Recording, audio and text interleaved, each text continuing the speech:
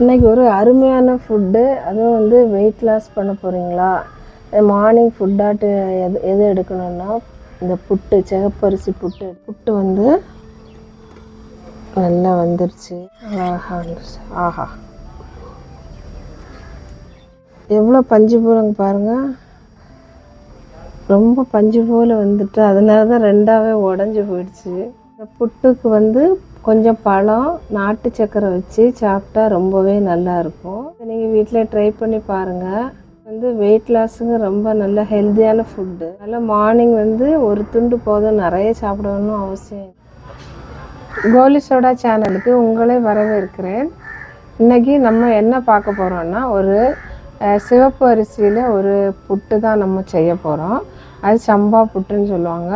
அது வந்து weight loss பண்ணுறதுக்கும் மார்னிங் ஃபுட்டாட்டு நம்ம எடுத்துக்கலாம். அதை வந்து நம்ம ஈஸியான மெத்தடில், அதுவும் மண் பானையில் விறகு அடுப்பில் நம்ம செய்ய போகிறோம். வாங்க பார்க்கலாம்.